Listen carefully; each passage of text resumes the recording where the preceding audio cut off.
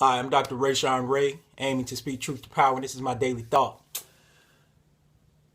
As we remember the 15th year of what happened on September 11th in the United States, I kept thinking about the hashtag and the moniker Never Forget.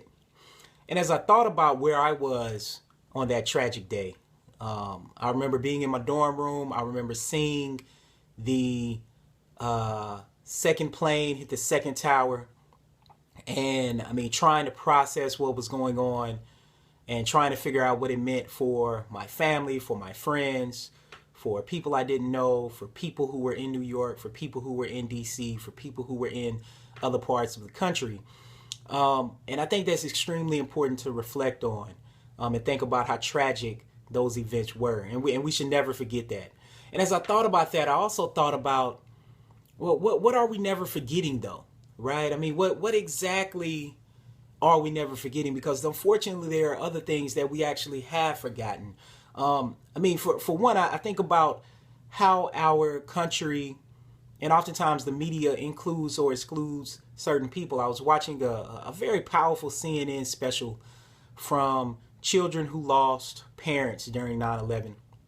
And I saw that the people, that the 10 or 12 children who are now teenagers and adults, that group of people they selected, probably from the networks that they have at CNN, meaning social networks, the people that they know, actually didn't represent America at all. And I was quite puzzled and confused by that. And it got me thinking about how oftentimes we do forget things that are extremely important. For example, the Tulsa Race Riots in the early 1920s, where a thriving black community, a black city with banks and businesses were burned, and hundreds of people were killed. Hundreds of people were interned and arrested, and they were black, right? And this was done by, for the most part, members of the KKK, and also co-opted by members of the police department, right, who was sworn to protect people. And we have to make that link to what's happening now, right? We think about how for some reason we forget that slavery was as bad as it was, right? Or that lynching was as bad as it was, right? And how people talk about, oh, well, black people fled to the north for jobs. Well, they also fled because they didn't want to be lynched, right? And so when I hear pundits, news pundits, political pundits, like Rush Limbaugh said, oh, well, slavery wasn't that bad, right? They had food and water, they had shelter.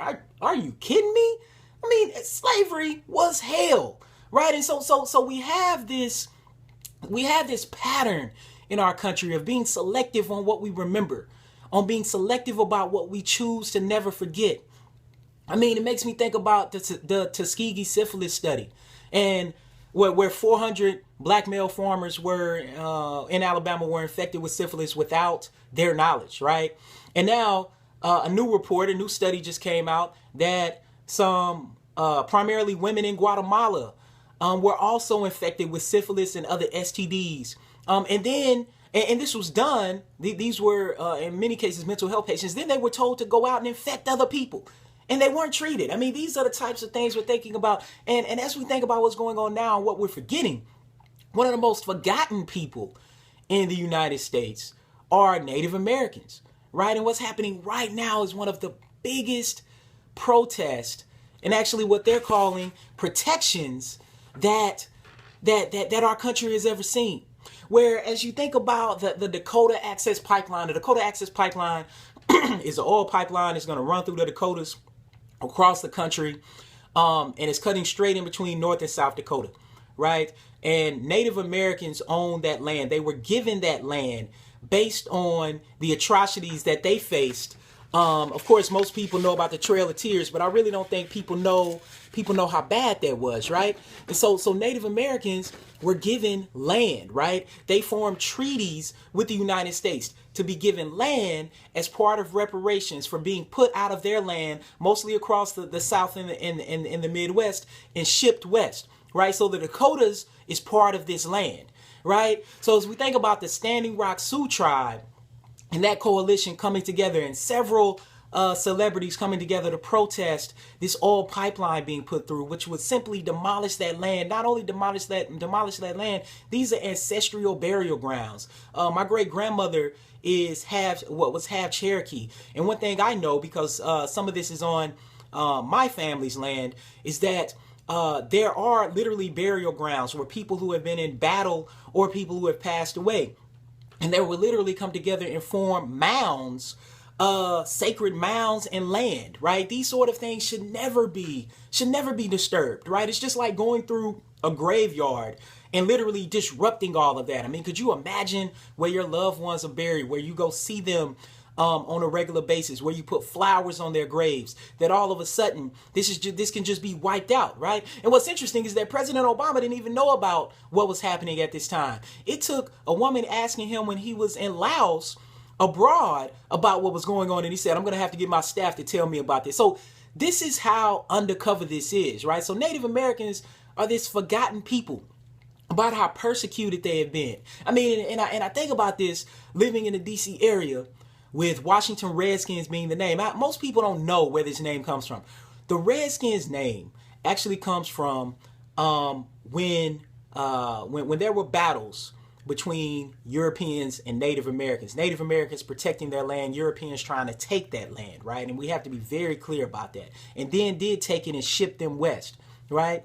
And when we think about shipping them west and we think about lynching, some Latinos were also lynched in the Southwest, right? And land was also taken from them. Parts of California and New Mexico and Arizona, they used to be part of Mexico. We have to be very clear about our history, right? So when we never forget, we have to be accurate about what we never forget, right? So the Redskin name actually came from the fact that there were so many Native Americans being killed, because people would get bounties for killing them. So they would get money or property or something for killing Native Americans. There were so many that they said, okay, we have to figure out another way how to keep bringing these bodies in, right? And what they started doing was they started scalping Native Americans' heads off, right?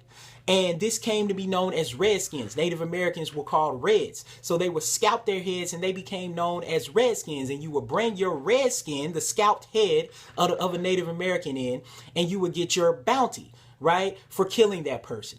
So this is where the name originates from. This is why people are so upset about that name. And so, I mean, as I think about what's happening in America right now, the protests that are happening, the silent protests, the protests on the ground that are still going on that people don't pay attention to. And as it relates to sports, these protests are happening from professionals to high schools. We're seeing this all across the country.